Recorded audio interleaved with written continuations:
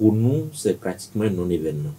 Un non-événement parce que nous ne savons pas ce que le Béninois lambda en tire, que Boni Yayi et Patrice Talon se retrouvent pour parler et qu'on nous montre ces images, les rigolades. On ne sait pas ce que ça apporte au Béninois lambda sur la cherté de la vie, le chômage des jeunes, les difficultés que vivent les Béninois en ce moment. On ne sait pas ce que ça apporte. Et c'est pour ça qu'on s'en préoccupe très peu. Et nous, au niveau du mouvement populaire de libération, nous pensons que à l'heure actuelle, ce qui doit nous préoccuper, c'est comment nous organiser pour participer aux législatives qui viennent dans quelques mois, en janvier. Mais se fier à des images pour distraire l'opinion, distraire le peuple, nous pensons que c'est une erreur que beaucoup commettent en regardant de près ce qui se passe. Donc, on les a vus nous montrer des images de rigolade. Bon, est-ce que c'est ça qui va faire libérer les détenus politiques qui sont en prison? Est-ce que c'est ça qui va changer le quotidien béninois? Non. Est-ce que c'est ça qui va nous garantir notre participation aux élections? Est-ce que ça veut dire que, cela voudrait dire que le chef de l'État prendra des engagements avec ses prédécesseurs pour ne pas exclure des gens encore à nouveau à des élections? Non. C'est vrai, nous souhaitons, mais il faut que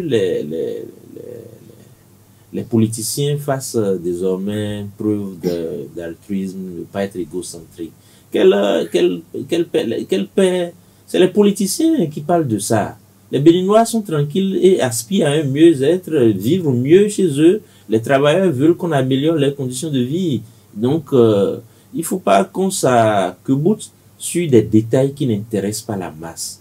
Que le président Boni Yayi, les présidents Yayi et Talon nous montrent des images d'une rigolade. Cela ne veut pas dire que... Qui vous a dit qu'il ne se parle pas au téléphone tous les jours? Bon.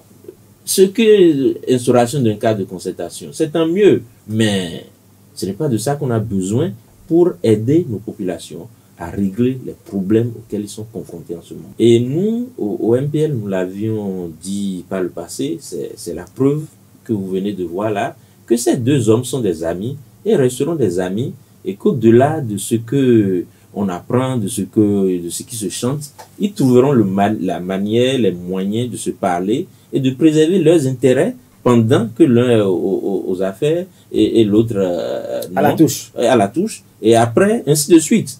Nous estimons certainement que, parce que le président Talon a amorcé son deuxième et dernier mandat, il pense à l'après. Bon, on essaye de renouer les liens pour que les bonnes relations d'amitié continuent sur le dos du peuple.